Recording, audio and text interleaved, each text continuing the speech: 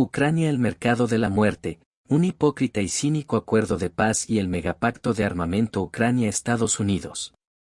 Según el Financial Times, en la última cumbre Trump, líderes europeos y Zelensky Ucrania se han comprometido a comprar armas estadounidenses por $100.000 millones, financiadas por Europa, como contrapartida para obtener garantías de seguridad de Estados Unidos tras una eventual tregua con Rusia. Además, se prevé un acuerdo paralelo de $50.000 millones para producir drones en colaboración con empresas ucranianas. En la oscura genealogía del capitalismo, la guerra no ha sido jamás una aberración, sino su más fiel compañera. El reciente acuerdo revelado por Financial Times, que compromete a Ucrania a comprar armas estadounidenses por valor de $100.000 millones financiadas por Europa a cambio de garantías de seguridad, no es una anomalía geopolítica, sino la expresión terminal de una lógica que ha recorrido siglos. La guerra como motor de acumulación capitalista. La mutación del capital, de la fábrica al campo de batalla. Desde los días de la acumulación originaria, cuando el capitalismo se gestó en la sangre de las colonias y el tráfico de esclavos, hasta la era de los drones y los misiles teledirigidos, la guerra ha sido el laboratorio más rentable de la innovación capitalista. El acuerdo Ucrania-Estados Unidos no hace sino actualizar esta ancestral relación: Europa financia, Ucrania consume, Estados Unidos produce. Un trípode perfecto donde el sacrificio humano se convierte en variable contable. La garantía de seguridad prometida por Washington no es un acto de generosidad geopolítica, sino la firma de un pagaré a futuro. Como en los viejos tiempos de las concesiones coloniales, se exige un tributo, $100.000 millones en armamento, más otros $50.000 en la producción conjunta de drones. El lenguaje técnico de las cooperaciones estratégicas no puede ocultar lo que es, en esencia, un saqueo institucionalizado. Europa, el banquero de la catástrofe. El papel de Europa en este pacto revela su degradación de supuesto actor geopolítico a mero gestor financiero del apocalipsis. Al asumir el costo de este arsenal letal, los gobiernos europeos no solo abdican de su soberanía estratégica, volviendo a depender del complejo militar industrial estadounidense, sino que convierten a sus ciudadanos en contribuyentes involuntarios de una guerra ajena. Esta dinámica recuerda peligrosamente los créditos forzados de las guerras napoleónicas o las reparaciones que sangraron a Alemania tras la Primera Guerra Mundial. La diferencia es que ahora el saqueo no llega tras la derrota, sino que se negocia mientras los cadáveres aún calientan en los campos de batalla. La nueva morfología del imperialismo. Lo más perturbador del acuerdo es su naturaleza posmoderna. No se trata de conquistar territorios, sino de colonizar la capacidad de autodeterminación. Ucrania obtiene seguridad a cambio de convertirse en cliente cautivo del complejo militar industrial estadounidense. Un protectorado con factura. Los $50.000 millones adicionales para la producción de drones con empresas ucranias representan la última mutación del imperialismo, la subcontratación de la muerte.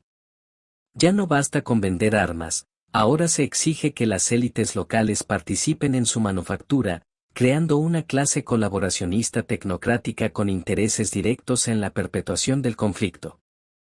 El ciclo infernal, de la paz negociada a la guerra permanente.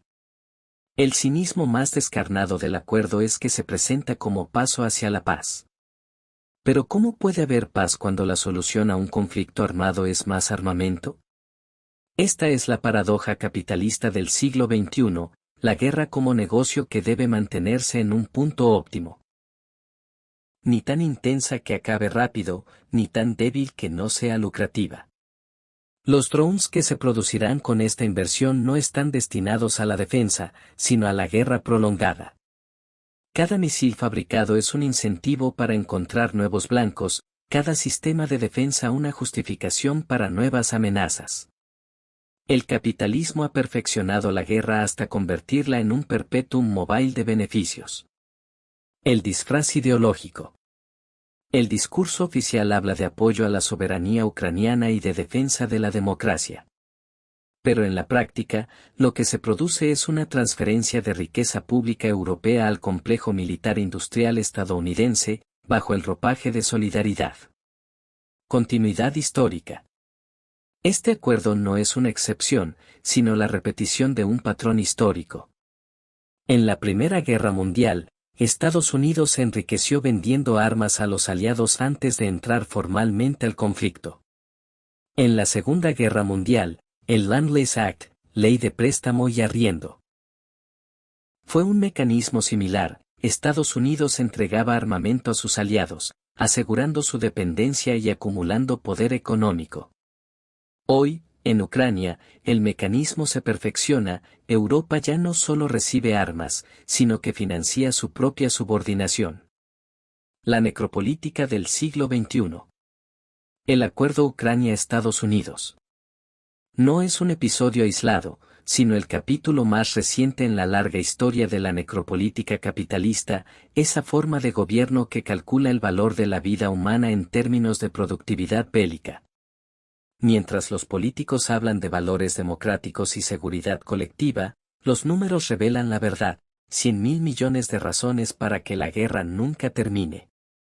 Esta operación no apunta a la paz, sino a la institucionalización del negocio de la guerra. Es la prueba más clara de que el capitalismo, lejos de buscar el fin del conflicto, lo reproduce como condición de su supervivencia. Esto confirma que las supuestas cumbres de paz y los discursos sobre derechos humanos son solo la máscara de un sistema donde la guerra es mercancía. No se trata de ayudar a Ucrania, sino de consolidar a Estados Unidos como potencia armamentista hegemónica. Mantener a Europa en posición de dependencia estructural. Transformar a Ucrania en un mercado cautivo, atado a una deuda de guerra que hipotecará su futuro por generaciones. En la filogenia del capitalismo, la guerra no es una enfermedad, sino su estado natural. Y mientras esta lógica siga siendo el ADN de nuestras relaciones internacionales, todos, ucranianos, europeos, estadounidenses, seguirán siendo, en última instancia, rehenes de un sistema que necesita de la muerte para seguir vivo. Por Tito Ura.